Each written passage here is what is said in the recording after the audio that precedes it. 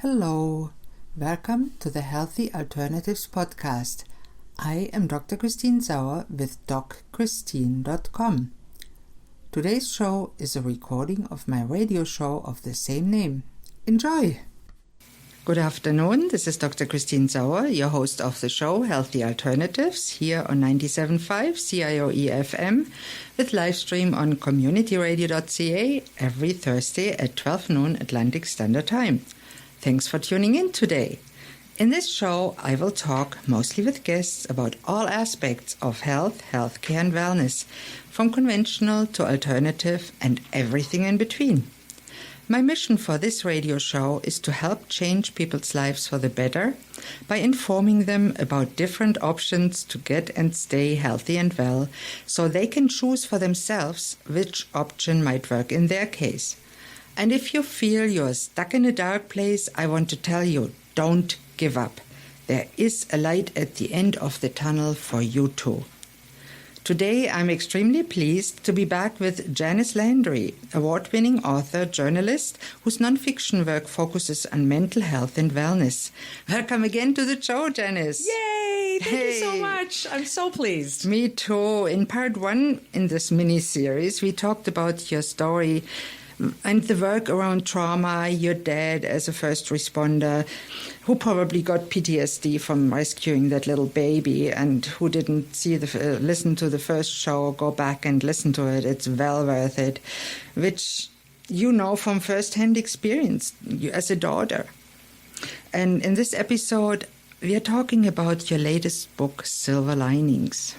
Now, let me know what inspired you to write that book. So it actually stemmed from a trauma. And what happened was my mom and I, my late mother, her name is Teresa, we had a standing lunch date every week, which we did for years and years after my dad died. And I can tell you, I'd give anything to be able to go for lunch with my mom again, but I can't. So this one day in 2017 in January, we went for lunch as we typically did, and I dropped her back at her apartment building. And I always waited for my mom to go up the stairs and inside safely before I drove away. And on this occasion, she was talking outside. There's about 5 or 6 steps up to the door with a neighbor who I knew very well. His name's Peter, and friend of my mom's. And I thought, okay, great. There's no snow, ice. It's a sunny day. She's talking to Peter. It's all good. So I decided on that one time to drive away while she was talking to Peter. About 2 or 3 minutes later, I'm home, and I literally live almost across the street. My cell phone rings, and this is what I hear. Hello, I am a paramedic, and I am with your mother. And my stomach literally went into a ball, doctor, and I couldn't understand it because I had just left her, and I couldn't process why is mom with a paramedic. I just left her after lunch, and she was fine with Peter. What happened was after I drove away and Peter walked to his car to leave, my mom started up the steps and somehow lost her footing and fell backwards down the steps and hit her head on the concrete sidewalk. Oh, my. She was 83 at the time. So I got in my car and drove over as fast as I could. And the paramedics they assured me on the phone, and they were very, very clear in telling me that she was fine, she was going to be okay, and she did not appear to have any concussion symptoms, which was my biggest concern. So when I drove into the little driveway, they were still parked outside, and I came up to thank them, first of all, and get some more information from them. And when I went inside, I was so worried about mom, and the wound on her head at that point was still oozing, and I was very afraid for her. But it turned out, I took her to the doctor multiple times and checked on her all the time, and she was fine. She was very, very lucky for an older lady falling and hitting her head. In the days that followed, probably 3 to 4 days after that fall, I love to take bubble baths, and it's one of the ways that I de-stress. And I urge your listeners to find some way for them, a healthy avenue to de-stress. There are many things I do, but I like to take hot baths. So I'm in the bathtub, and it's where I do a lot of thinking for my writing. And I thought, you know what? My mom's 83. She just had this horrible fall. My dad's been gone for many years. She's lived alone. This older lady is way, way more resilient than I've ever given her credit for. And so it was a mixture of wanting to underline Mom's resiliency, especially for older people, but all people, and the gratitude I had for seeing that at that stage of my life, and also that she was still with me. So that out of this trauma, there was light there. There was learning about her resiliency, the first responders who helped us. So I went over to Mom's house and I said, Mom, would you take part in this gratitude project with me? And, this was only about 4 days after, and she was still pretty shaky and sore, and she wasn't really buying into it. And I said, look, just answer this one question. And on a little piece of line note paper, I wrote in cursive handwriting, what are you grateful for? And she wrote succinctly, and this is quoting my mom now, I am grateful for being here today after what happened to me this week. So my mom gave gratitude for life itself. And that seems like a simple answer, but it's not. Because the people in my book have faced different losses and challenges. And sometimes, just being here is a major gift, especially if you've gone through any kind of a loss or illness or this sort of thing. So that's where the book started. And then I, as a journalist, were taught to kind of focus. And focus for us means purpose or objective. So I wanted to focus down for the book, and I asked all the people that I interviewed, what are you the most grateful for? And doctor, it sounds like an easy question, until you actually have to look at your complete life, all the people in it, all the circumstances in it, and answer what you're the most grateful for. Mm-hmm. And all the people in the book did that. There's 17 of them.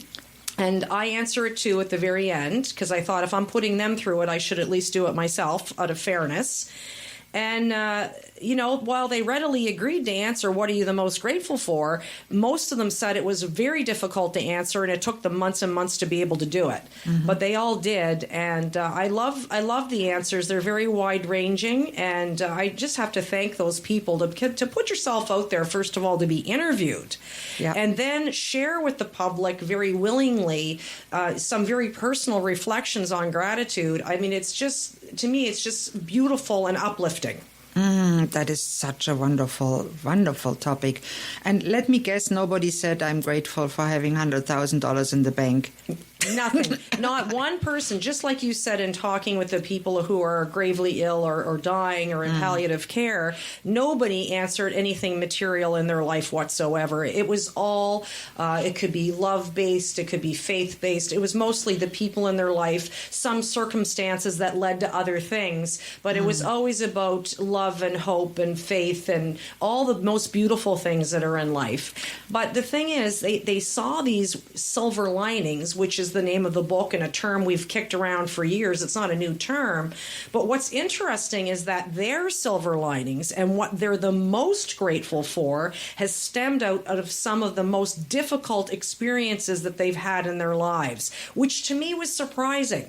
And that's why that sort of theme is underlying in the book about resiliency and growth through adversity, is because all of these people have learned to grow through these difficult challenges. And that doesn't mean it was easy, because it was not easy. No. But they put the time in and they put the work in, and the growth eventually came. And so I offer that light and hope to the people who read the book. No, that is wonderful. I really love that topic, of course, because my motto is the light at the end of the tunnel, which you could call a silver lining. But I love the image of the European tunnels that are a mile long, and it's all dark when you go in and you can't see the sun until the last sudden turn. There's the synchronicity comes in, and something happens that turns your life around. You meet the right person, you have a breakdown, you have a trauma, you have a challenge, and that really leads you to go towards the light. It's interesting that you also see the tunnel as an imagery. Mm-hmm. It's a big symbol for me that I discuss in some of my books, because When my dad died in 2006, his name is Baz Landry, it was very dark for me in that tunnel, and I could not have written, I admit this publicly very willingly, because I'm not talking about gratitude that's running through fields of daisies or when life is a bowl of cherries. What I'm talking about is I could not have written Silver Linings back after my dad died because it was too dark for me then personally. So I would see myself in this dark tunnel. It was like pitch black in there for a period of time. Over time, there were little pinpricks of light that started to come in more and more and more.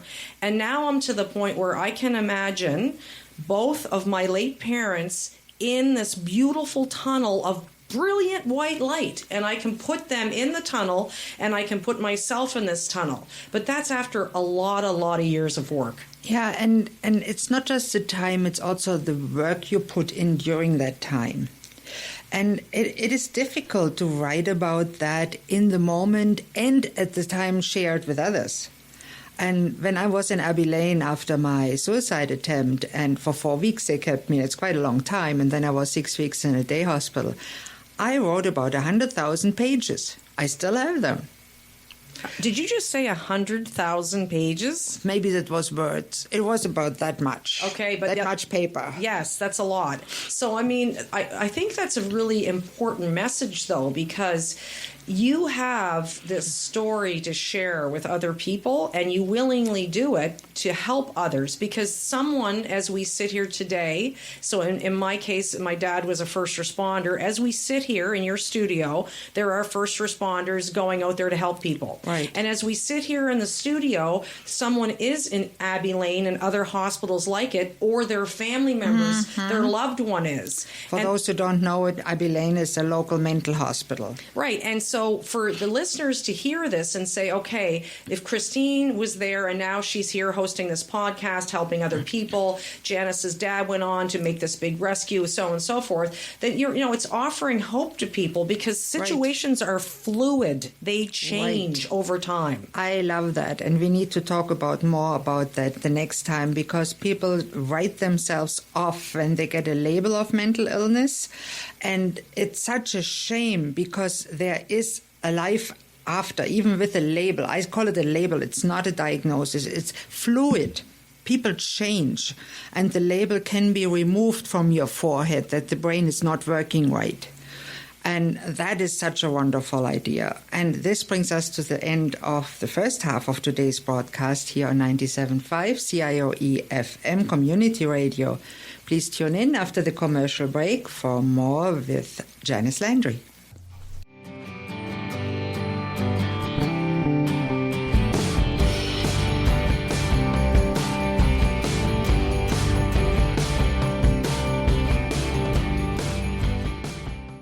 Hello and welcome back to Healthy Alternatives here on 97.5 CIOE FM or on the web at communityradio.ca. I'm your host, Dr. Christine Sauer, and today I'm talking again with Janice Landry. Hey, welcome back, Janice. Thank you, Doctor. And in the first half, we talked a little bit about your new book, Silver Linings, where you talk about people that were grateful for some stories that wasn't $100,000 in the bank, and who recovered from severe trauma, grief, and other tragedy to become better people and grow as people. And we're able to feel grateful for that. I have to tell you, what was really interesting, and interesting is not the word, but you talked about serendipity. Mm-hmm. So here it is, Doctor. I decided to set out to write this book. Now, remember, I decided it because my mom fell and hit her head on the concrete sidewalk. But keep in mind, when I set out to write Silver Linings about resiliency and gratitude, my mother was alive. She died during the production of this book. There's no way I could have known that when I set out to do this, that during the production of it, she would die. And then 10 weeks later, my friend Audrey would die. So it's like this. Okay, the universe says to Janice, you want to write a book about resiliency and gratitude, do you? Well, during the production of this book, 2 people you really love are going to go and die on you. Now what are you going to do about it? And a number of people have asked me, how did you physically do the work, the actual put your bum in a seat and get the thing written and then get the thing edited? And I think it's a point well taken, because I really want your listeners to know there were days I could not work on that project. I mean, I was in sideways grief. I was the executor of my mom's estate because I'm an only child. So I was a lot of work and stress on top of grief and loss. And then I had this piece that was out there hanging. Now, I did not have a deadline. My publisher is fantastic, and they're really supportive of me, Pottersfield Press. I could have delayed it, but I really wanted to have it done to honor Mom and Audrey and all the people in it. So how did you do that? Well, people ask me that, and I'll tell you what it is. Going over and over the stories. So they died, and I was in deep grief. When I finished writing it, and then I'd go back in the editing, and the editing of the piece is massive, because it's, you're right. You're talking about like many, many thousands and thousands of words and hundreds of pages. So you're editing for many months. I had the opportunity to read these 17 stories over and over again and see the gift of the gratitude of these beautiful people. So it actually helped me in my own healing to work on the book. So while you might think it was a big deal, like, oh my God, all this work to do, it ended up being a gift and silver lining in and of itself, because how was I going to know I'd be dealing with the grief of the loss of my own mother and friend while I was working on it? You can't know that. No, there's serendipity, yeah. And that's exactly what happened. And it's true. I tell people that the first person that this book helped is me, because of the gift of the people in it discussing how they rose above and were able to find some light. So it was very motivating and healing to have them be part of my life during this very, very difficult time. So what would you say, who would the most benefit from getting your book and reading it? I just think I really did it in a way tactically for anyone. So people know me a lot as an advocate for first responders, and I certainly am a passionate one because of my late father and all of his peers, whom I admire greatly. But I specifically did this piece for anyone to pick up, because eventually, as you've said earlier, all of us suffer some sort of loss or challenge or illness in our lifetime. And if it's not you right now, whoever's listening, it's someone you know, or eventually it will be. And that's just the way life goes. So the book is written for a very wide, broad-based audience, because I truly believe that, like I told you, the tunnel can be very, very dark sometimes that we're in. But eventually, all I'm asking the reader to do is to leave room for the possibility that there could potentially be light. It's not a guarantee. I can't give people a written guarantee that they're going to, the light's going to be there. That they're going to have to put some work in themselves. We have to do some research. Yeah. We have to do the work. It's a daily, day in, day out thing. It's not all someone comes down on high and gives you gratitude or resiliency. It doesn't work that way. It's earned. All I'm asking for people to do is leave room for the possibility that there could potentially be light sometime. I love that. And my now husband and myself, we are country music fans, and I'm just thinking of the song. I don't know who it wrote. I'm bad with that. If you're going through hell, just keep walking. But you know what? This is really unusual, because in the book, I can't think of the person either. This is really strange that you said that. But there's a person in this book who talks about that actual song. Her name is Mindy Piva. And Mindy, I urge you to go to Mindy Piva's chapter.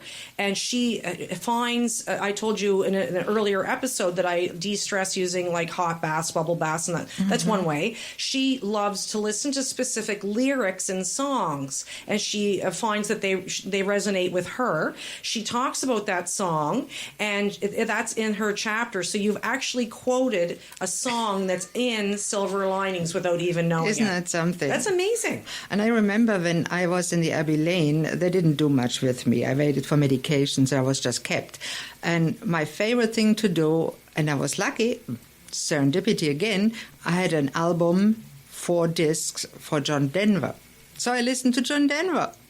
And it was great because I could understand him, because my English wasn't that good then. And I loved it. I just loved it. So is some days are diamonds, some days are stone. Hey. Are they ever? But is music a big one for you, Doctor? You love music. I love music. Yeah, me too. I love music. For me, the de-stress number one is Tai Chi. I love doing Tai Chi. I love now helping others learning Tai Chi. So that is a lot of.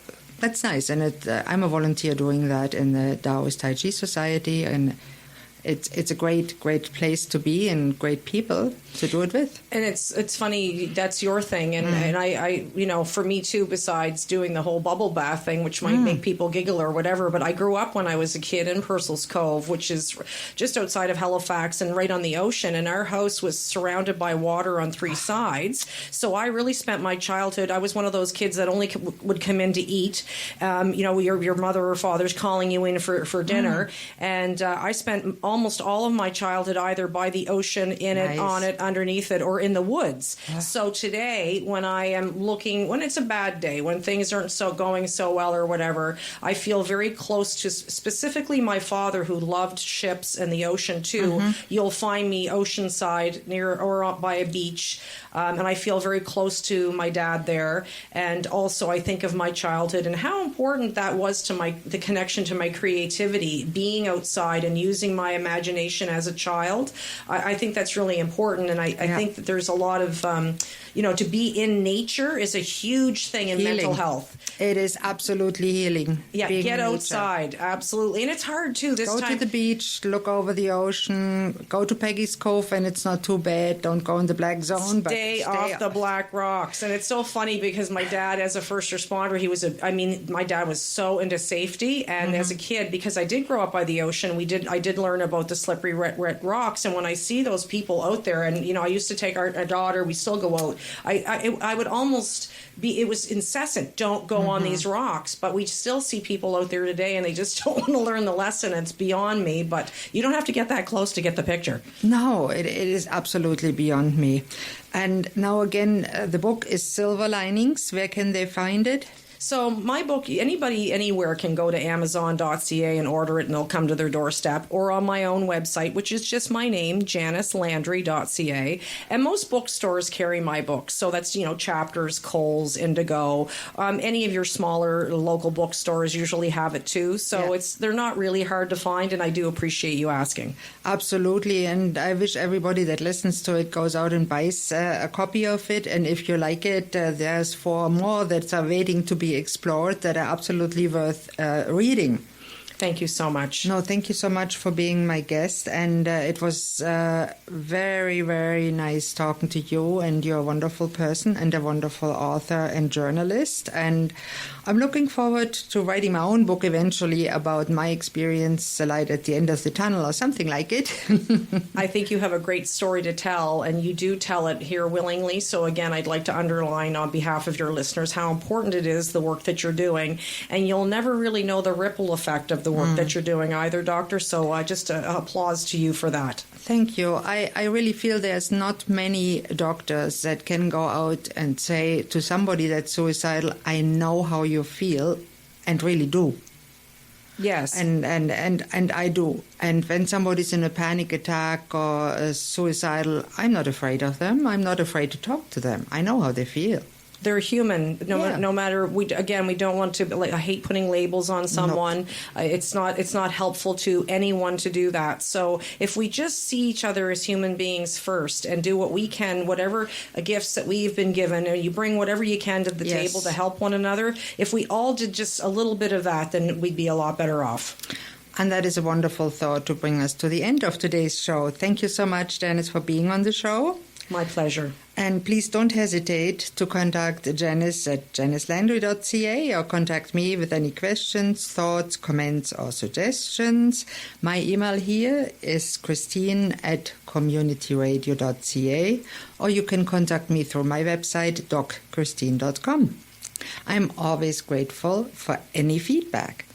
I also want to extend a special thank you to today's producers, Cecil Wright and Cole Carew.